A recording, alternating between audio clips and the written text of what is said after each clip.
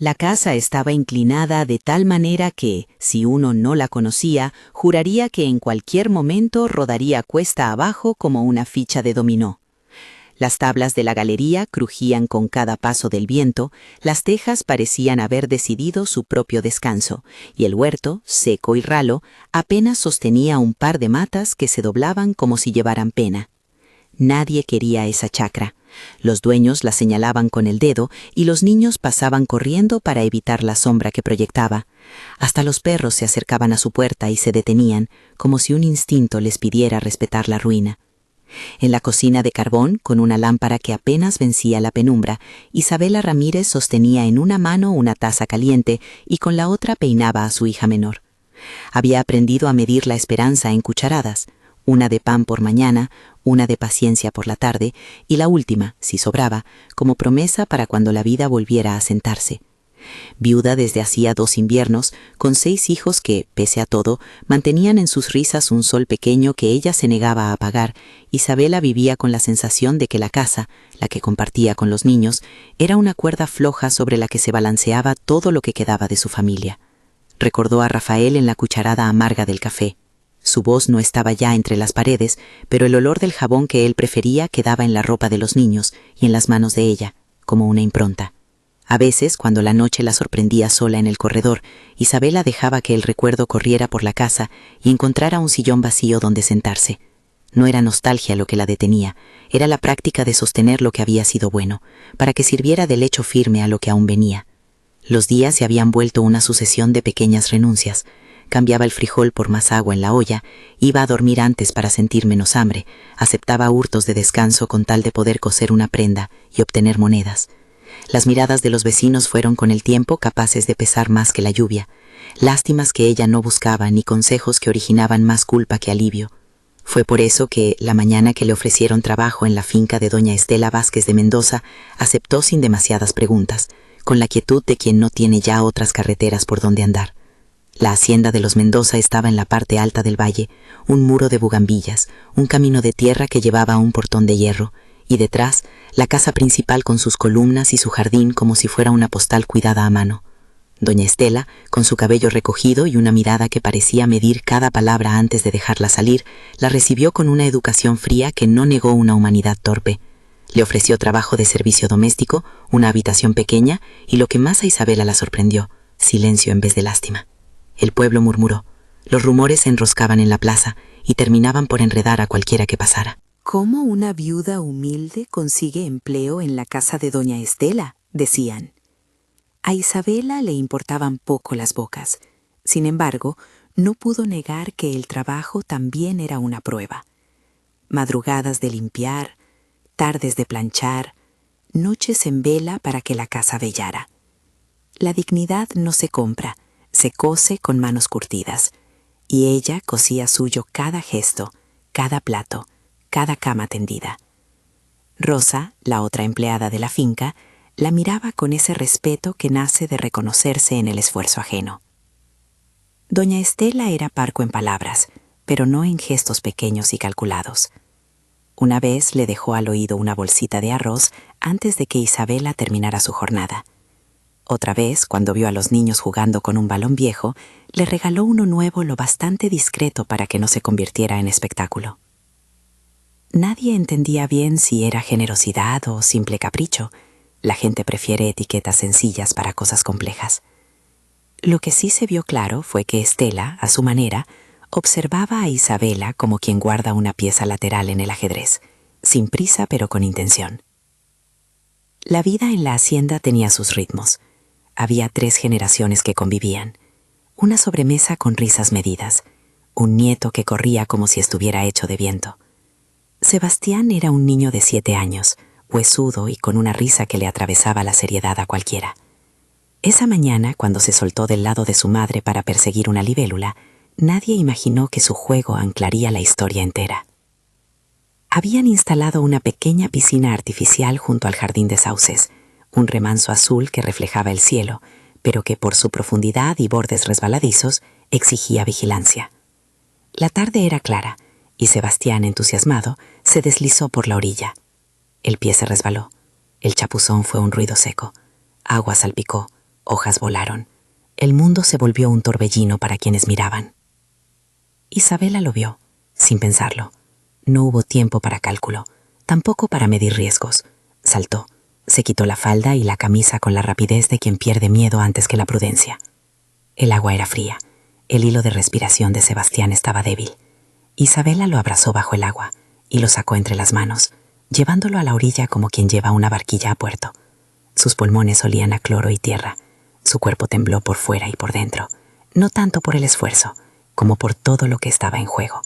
La historia de su familia, el temor de volver a fracasar, la urgencia de no perder aquello que mantenía a sus hijos a flote. La escena quedó grabada en cada rostro de la casa.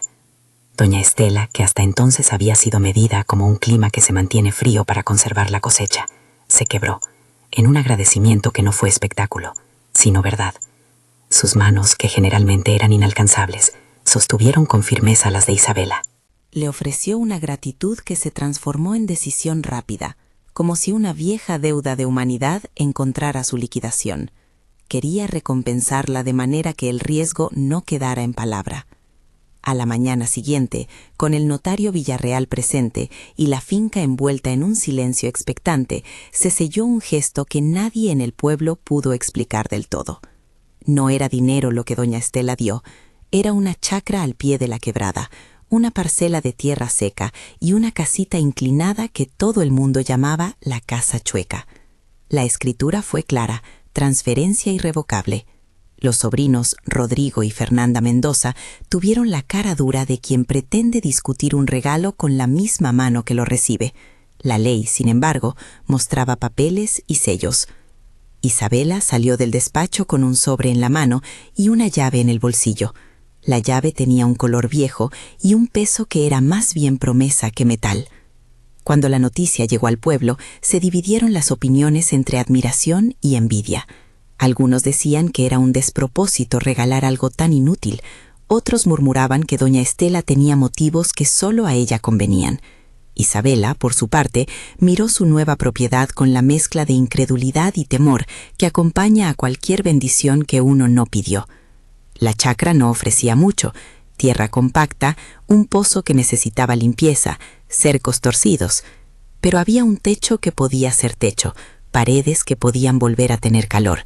Para ella, la posibilidad de mover a sus hijos hacia un lugar propio suponía un horizonte que no se medía en billetes. En su primera caminata hacia la chacra, la gente hacía silencio como si acompañara una procesión. El suelo despedía un olor a piedra caliente y hierba seca. A lo lejos, las montañas desplegaban la sombra de la tarde. La casa inclinada no pedía lástima, parecía más bien esconder una memoria que nadie quería recordar. En la galería, la madera tenía marcas antiguas, como si manos ajenas hubieran escrito allí pequeñas pautas de vida, un recorte, una inicial. La puerta principal crujió con un sonido que parecía un suspiro.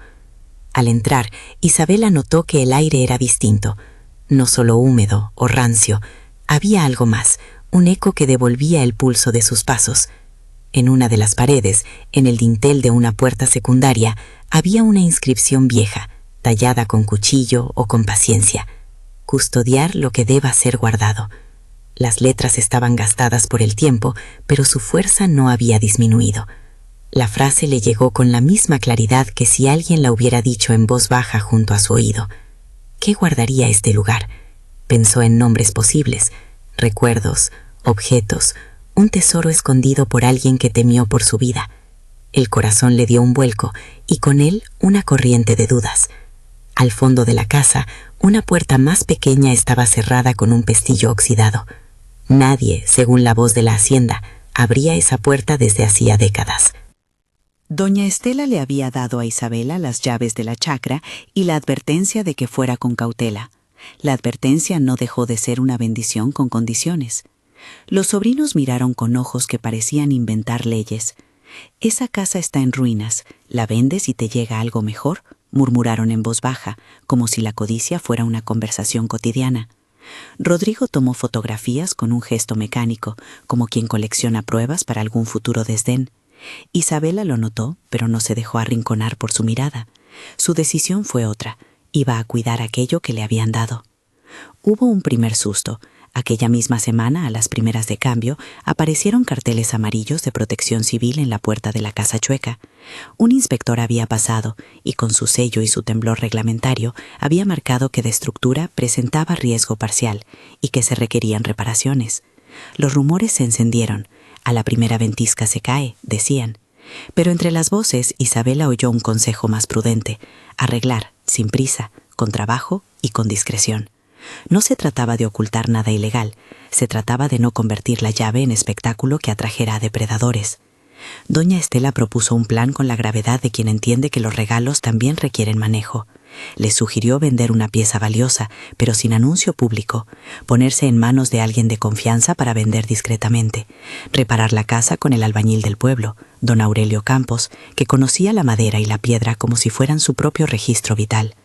No todo se vende ni todo se muestra, dijo Estela en una de esas tardes en las que decidió bajar el tono y acercarse, pero lo que se necesita debe conseguirse con prudencia. Isabela sintió el alivio como quien recibe una brújula después de caminar en la noche. La venta discreta fue un teatro de silencios. Esmundo Salazar, un coleccionista que gustaba de no aparecer en las columnas sociales, se acercó por recomendación de la Hacienda. Hizo un pago por una pieza que el notario trató con la formalidad que exigen las cosas que se mueven entre manos de diferentes bolsillos. Con el dinero, primero se limpiaron las tejas, se apuntalaron las vigas y se reconstruyó el techo del cuarto principal. Los niños de Isabela, que hasta entonces habían aprendido a jugar en una sala compartida, empezaron a hablar de su propia habitación como si fuera un país nuevo por conquistar. Y sin embargo, la sombra de la codicia no duerme. Rodrigo y Fernanda continuaron insistiendo públicamente en la condición de la casa y en la supuesta ineptitud de una viuda para manejar un patrimonio. Sus palabras eran cuchillos que no sangraban, pero marcaban. Rodrigo comenzó a acercarse más seguido, sus pasos calculados, su cámara discreta. Tomó fotos de la fachada, de la inscripción en el dintel, del pestillo oxidado. No dijo mucho, pero su presencia hablaba de intenciones que no buscaban la benevolencia.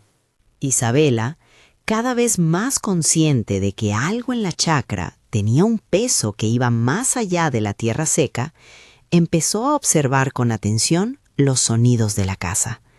El crujir de una tabla cuando el viento la empuja, el rechinar del pestillo cuando el frío le obliga, un susurro en la pared que podría ser la respiración de algo oculto. Una noche, mientras metía a los niños en sus camas en la casa de la Hacienda, tuvo la sensación de que el cuarto cerrado no había sido sellado por abandono, sino por decisión. ¿Qué se habría guardado ahí? ¿Y por qué a la vista de tantos se le había impuesto silencio? Don Aurelio, con sus manos ásperas y su risa seca, le sugirió paciencia y astucia. «No corras por todo lo que brilla», le dijo, como quien aconseja a un aprendiz. «Primero afianza, después mira». Isabela lo tomó como guía. Reforzaron las bisagras, limpiaron el dintel, quitaron la placa oxidada bajo la puerta. Cada intervención era una pequeña victoria contra el viento y la desidia.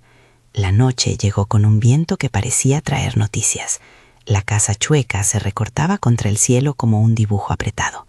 Isabela sostuvo la llave en su mano, aquella llave que doña Estela había puesto en su palma para indicar la entrega no solo de tierra, sino de una confianza. La madera del pestillo estaba fría, el metal húmedo por el aire. Hubo un instante lleno de todos los silencios que la casa acumulaba, en que Isabela dejó que sus recuerdos se amontonaran. Rafael en la cocina, la risa de Emiliano, la mirada de Lucía al anochecer, la promesa silenciosa de que los hijos no perderían más. La llave entró en la cerradura con un clic que sonó para ella como el latido de una puerta antigua despertando. Respiró, y con esa respiración la casa pareció contener todo lo que tendría que decir. En el corredor, la vela que había llevado tembló y proyectó sombras largas. Isabela giró la llave, y el pestillo, tras años de óxido, cedió un poco. Fue suficiente para que el aire que salía del cuarto oliera a madera añeja y a algo más, a algo que relucía en la penumbra. Del otro lado, el ruido de una cámara a lo lejos. Una figura que no debía estar allí se desvaneció entre los olivos. Isabela sintió de pronto la presencia de ojos ajenos que escrutaban la ventana. Su mano apretó el metal de la llave con fuerza. ¿Abriría y expondría su libertad? ¿O cerraría y guardaría la posible salvación para otro día? Sabía que a veces Lo más valiente no es abrir, sino saber cuándo hacerlo. La vela lanzaba destellos que hacían bailar motas de polvo en el aire. Sus hijos dormían en la otra casa, tan cerca, y sin embargo, en una seguridad todavía frágil. Ella sabía que lo que estaba detrás de esa puerta no era solo para ella. De una forma u otra, determinaría si los niños tendrían escuela, si tendrían comida sin que la noche pesara demasiado en sus hombros. Pensó en la frase que había leído en el dintel: custodiar lo que deba ser guardado. ¿Guardaría esa puerta por prudencia o abriría para aceptar lo que el destino le había puesto en las manos? Abrió la puerta con voluntad, pero no la dejó caer por completo. Un vaho de aire frío le rozó la cara y un brillo pequeñísimo devolvió el destello de la vela, como si alguien hubiese puesto allí partículas de luz. Un sonido metálico, como monedas frotándose, se coló hasta su oído. Isabela se quedó inmóvil, con la mitad del cuerpo en la penumbra y la otra mitad en la puerta, y recordó a Rafael cantando en la cocina, una canción sin palabras, que hablaba de cuidado y de buscar la manera de vivir, aun cuando la mesa estuviera vacía. Desde afuera, un motor aceleró. Rodrigo, o quien fuera, ya no ocultaba su curiosidad. La línea entre curiosidad y depredación puede volverse tenue en manos equivocadas.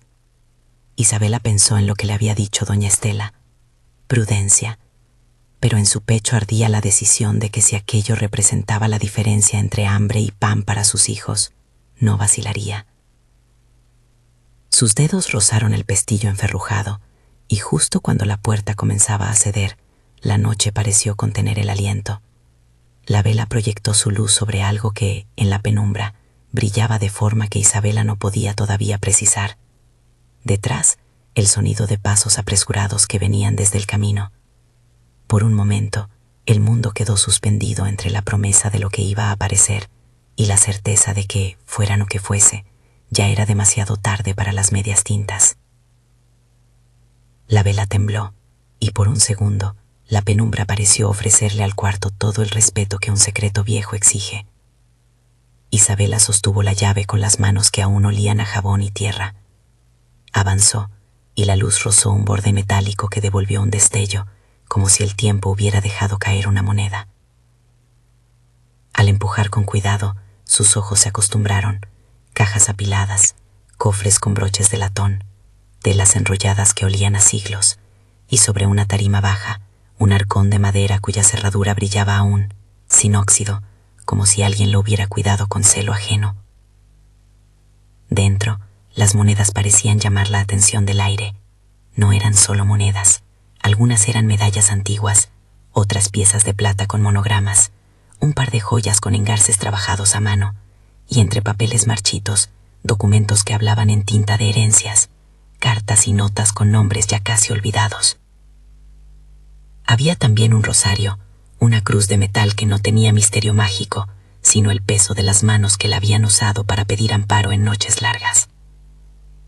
Un mapa doblado y anotado con caligrafía de otra era reposaba encima, y al lado una carta con remitente y fecha que contaba, con pocas palabras, de una familia que decidió esconder lo que no podía llevar consigo en la vorágine de un tiempo incierto.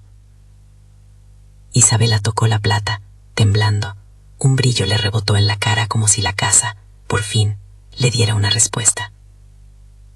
Se sentó en el umbral con las rodillas apoyadas en polvo y memoria. El corazón le latía con una mezcla de miedo y alivio que no cabía en una sola palabra. Rafael habría querido saber qué sucedía.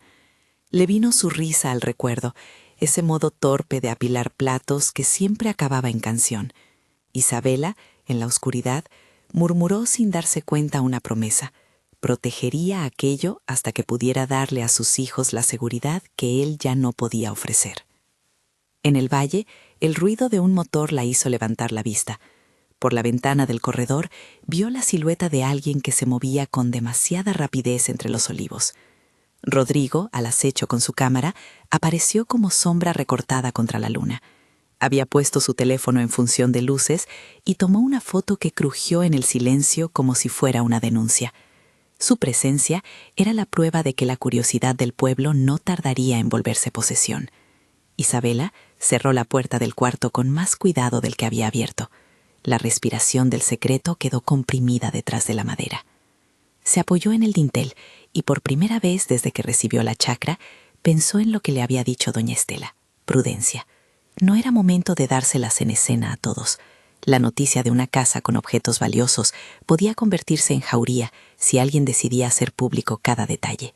Tenía que moverse con cuidado, como quien teje un puente evitando los tabiques que podría hacer ruido y llamar la atención indeseada.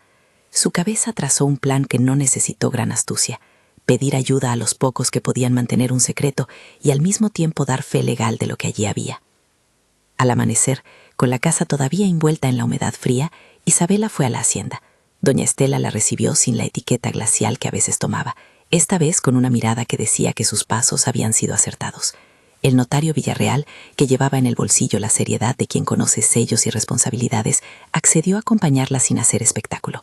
Era esencial dejar constancia legal de lo descubierto: inventario, fotografías oficiales y acta notarial que describiera los bienes hallados, no para exhibirlos, sino para protegerlos. Si alguien intentaba arrebatar aquello, la ley tendría algo más que rumores para oponerse. Edmundo Salazar fue el siguiente nombre en la cadena de confianza.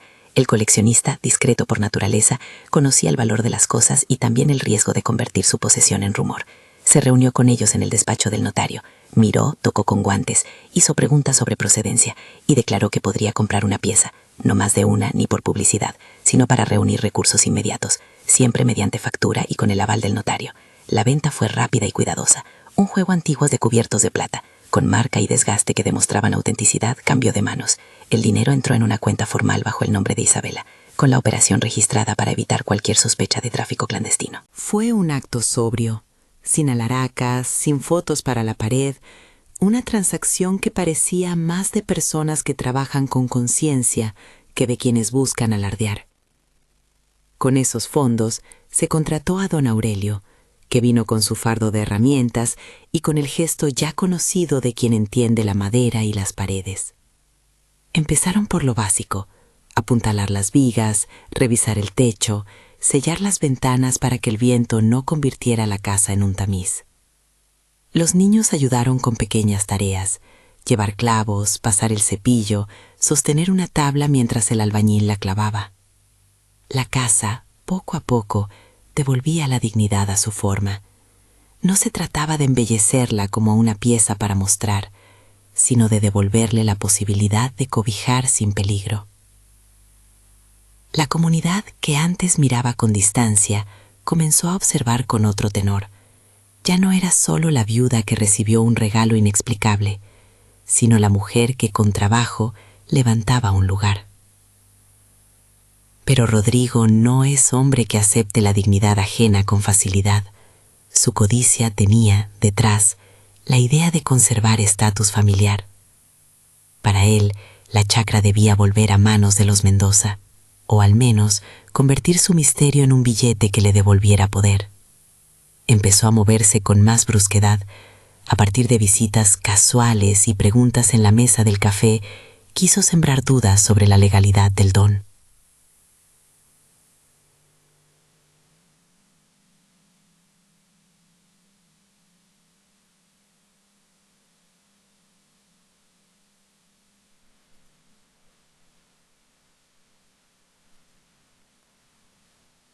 No contaron con la vigilante sorpresa de quien había cuidado el secreto mejor, doña Estela, que quizá por inquietud de mujer que se siente responsable de un gesto, decidió pasar la noche en la hacienda. Con ella vino el comandante Vargas. La llegada no fue casual. Doña Estela, molesta por los pasos de Rodrigo, había llamado discretamente a comandante Vargas y expuso lo que hasta entonces era una sospecha: visitas nocturnas, fotos clandestinas y rumores de saqueo. El comandante no tomó la llamada como melodrama social. Escuchó la mención del notario, la existencia de un inventario y la posibilidad de delitos en curso. Envió una unidad para vigilar y luego otra con órdenes específicas: observar sin intervenir si no había flagrancia, recopilar pruebas si los hechos se consumaban. Es una diferencia entre justicia efectiva y espectáculo. El comandante prefirió actuar con método. Cuando la pareja de Rodrigo comenzó a forzar el muro, la policía que se ocultaba en la sombra inició la intervención. No fue un tiroteo ni un episodio cinematográfico, fue una detención con pragmatismo. Luces encendidas, voces de identidad, esposas que se ciñeron a manos que antes sostenían herramientas de robo. Rodrigo intentó negar, pero sus guantes encontrados, las fotografías aún en su teléfono y las herramientas con tierra del lugar eran prueba suficiente para iniciar un proceso. El comandante Vargas presentó el acta de lo ocurrido y los agentes levantaron evidencia. Fue en la claridad mortal del acto donde la verdad quedó a la vista. Compañeros de los Mendoza que no podían tolerar la circulación de la codicia se habían quedado sin coartada. La noticia del arresto resonó como una campana que no pretendía celebrar, sino restituir orden. En el notario Villarreal, una vez más, se revisaron las escrituras y los inventarios. La legalidad de la transferencia de la chacra y de la posesión de Isabela no fue puesto en duda. La investigación criminal se orientó a la tentativa de saqueo y a la intimidación. Rodrigo enfrentaría procesos por intento de hurto y por acciones que afectaban la tranquilidad de la familia. Su reputación, que había sido herramienta de manipulación, perdió brillo. Fernanda, con menos ímpetu pero misma intención, debió enfrentar la vergüenza de un linaje que se defendía a golpes de papeles y apariencias. Con la seguridad restituida, no porque la casa ya no necesitara reparaciones, sino porque la ley reconocía a quien la habitaba, Isabela y doña Estela cerraron filas para lo que venía, transformar el hallazgo en plataforma de vida, no en pasarela de ostentación. El arcón no se convirtió en un objeto para presumir, fue más bien un tesoro que debía servir a propósito. Se acordó un plan, usar parte del valor para terminar las reparaciones, otra parte para asegurar la educación de los hijos y una tercera porción para crear un modesto fondo que ayudara a otras viudas del pueblo.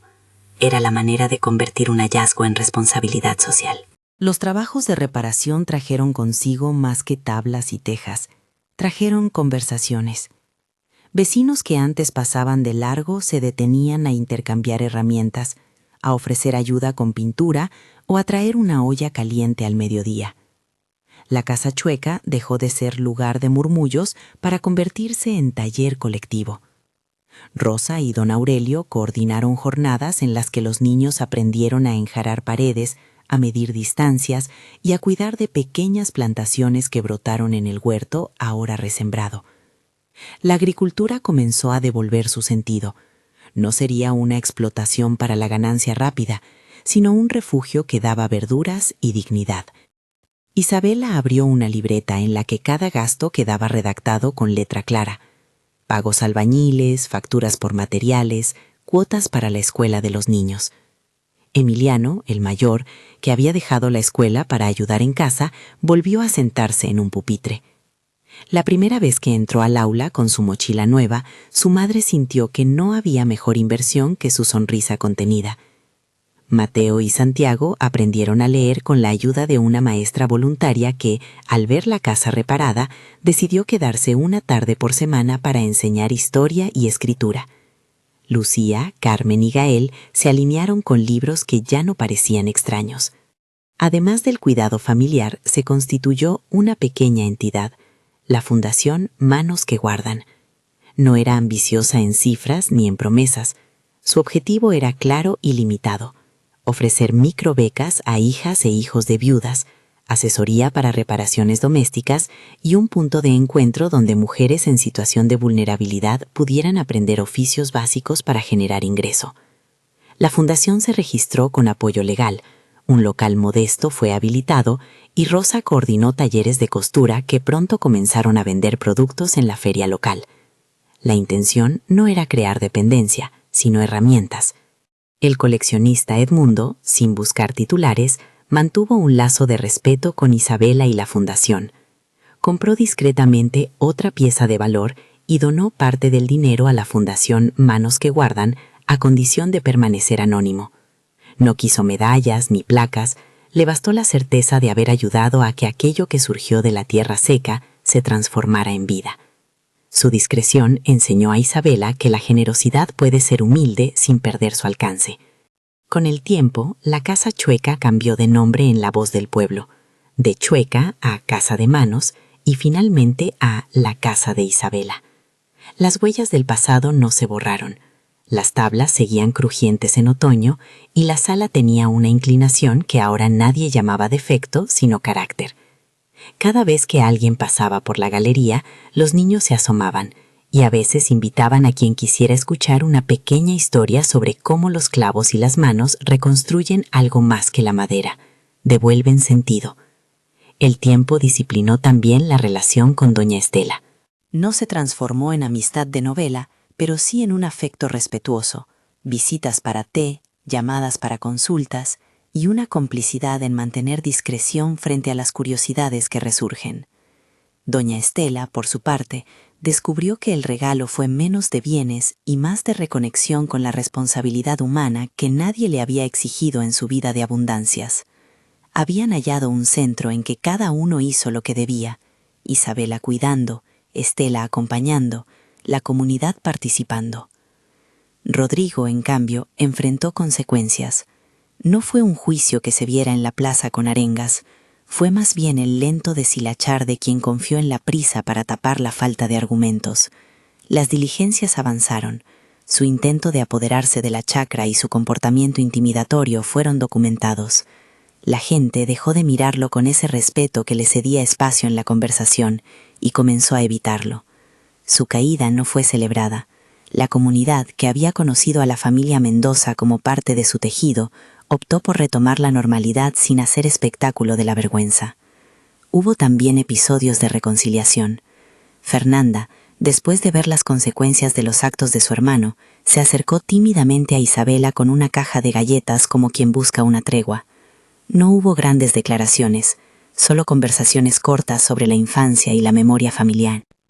Isabela, que no buscaba revancha sino paz, aceptó la cercanía en la medida de lo que su prudencia permitía.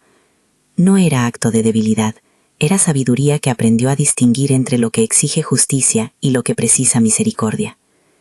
Años después, la casa inclinada ya no parecía a punto de caerse. Sus paredes dobladas contaban historias y su galería sostenía flores que los vecinos plantaban por turnos. Emiliano terminó la secundaria y con la ayuda de una beca que la Fundación Manos que Guardan otorgó a familias del pueblo, pudo estudiar una carrera técnica en mecánica, la que le permitía soñar con más que un empleo temporal. Mateo encontró gusto por la biología y Santiago se volvió hábil con las manos, igualito a don Aurelio. Lucía y Carmen crecieron con libros entre las manos. Gael, pequeño y curioso, repetía nombres de las herramientas como encantamientos. La fundación, con pasos lentos pero firmes, amplió su apoyo. Talleres de costura, un comedor solidario los miércoles, un pequeño fondo de emergencia administrado con la moderación que Isabela aprendió a poner en sus gestos. Los residentes recordaban la frase de la inscripción en el dintel: custodiar lo que deba ser guardado. Había adquirido nueva vida. Aquello que se protege con decoro, responsabilidad y amor, termina devolviendo a un resguardo que muchas veces no se puede comprar. En el centro del pueblo, la conducta de la comunidad cambió. Donde antes se veían miradas corteses que enmascaraban distancia, ahora había conversación franca. Se comentaba la lógica de ayudar sin paternalismo, de dar herramientas y no limosnas que cosieran dependencia. Las madres hablaban de educar con valentía, de sostener a los hijos con esperanzas que se alimentan de trabajo y no de casualidades. Y aunque nunca se presentó como doctrina, una idea se hizo común: la generosidad bien administrada transforma. Una tarde de graduación, cuando el sol inclinaba su luz como solía hacerlo en las tardes de verano, Emiliano subió al estrado con su documento en la mano. La casa de la comunidad había organizado el acto y en la primera fila, con los ojos vidriosos de quien no oculta orgullo ni cansancio, estaba Isabela. Doña Estela, sentada un poco más atrás, pero con sonrisa franca, aplaudía con las manos juntas. Fue un aplauso que no solo marcó un logro académico, sino el cierre de un ciclo. La viuda que aceptó una chacra seca y la cuidó con el alma, había transformado ese gesto en futuro. Al terminar la ceremonia, Isabela caminó hacia la galería de su casa donde la brisa movía las cortinas hechas por las mujeres de la fundación. La casa, aún con su inclinación leve, se mostraba firme. Rodeada de sus hijos y de quienes habían apoyado el proyecto, sintió una paz que no le prometía mañana sin problemas, pero sí la seguridad de que, con trabajo y prudencia, la vida podía corregir trayectorias. Antes de despedirse, una vez más recordó la inscripción del dintel: custodiar lo que deba ser guardado. Había aprendido que custodiar no es acaparar, sino administrar con honradez. No es esconder la fortuna, sino usarla para que otros no pasen por la misma penuria. Y entonces, frente a la casa que durante tanto tiempo fue despreciada, pudo decir en voz baja, para ella y para quien quisiera escuchar: lo que proteges con tu vida, te protegerá a ti. Si esta historia te tocó de algún modo, cuéntanos desde qué ciudad nos escuchas y qué decisión hubieras tomado en el lugar de Isabela. Tu experiencia puede ser luz para otros que pasan por noches parecidas. La historia de la chacra inquinada no terminó con una riqueza ostentosa ni con la promesa de que la vida siempre recompense de la misma manera. Terminó con un aprendizaje: la generosidad administrada con prudencia, el coraje de quien protege lo que tiene y la voluntad de convertir un hallazgo en servicio. Hubo gratitud, sí, hubo también trabajo, rendiciones y noches de dudas. Pero sobre todo, hubo una transformación que no borró la raíz humilde de donde nació, sino que la fortaleció. En la última escena, la cámara imaginaria de la memoria se aleja, dejando la casa en el centro del paisaje. Las tablas ya no crujen tanto, el huerto da pequeñas verduras, y los niños juegan en la galería con risas que parecen promesa. Isabela, sentada en una silla que antes había pertenecido a Rafaela, observa el horizonte con la tranquilidad de quien comprendió el valor de custodiar. Doña Estela aparece de vez en cuando para un café. Rosa sostiene el taller. Don Aurelio pasa a revisar cualquier tabla floja. La fundación abre sus puertas algunas mañanas a mujeres que buscan cambiar su rumbo. Y Rodrigo, con las consecuencias legales que debió enfrentar, se desvanece como advertencia sobre lo que trae la codicia. Lo que queda, al final, es la certeza de que proteger con celo, con ética y con amor, a veces te protege a ti, no como fórmula mágica, sino como consecuencia de actos coherentes que transforman una herida en puente. Que esta historia sea invitación a cuidar lo que nos fue encomendado, a no vender en prisas lo que deberíamos preservar para dar vida, y a creer, sin ingenuidad, en la posibilidad de que la bondad, administrada con prudencia, puede dar frutos reales. Si este relato te conmovió, suscríbete para más historias que inspiran y comparte con alguien que necesite escuchar una palabra de aliento. Que la paz y la bendición acompañen tus pasos.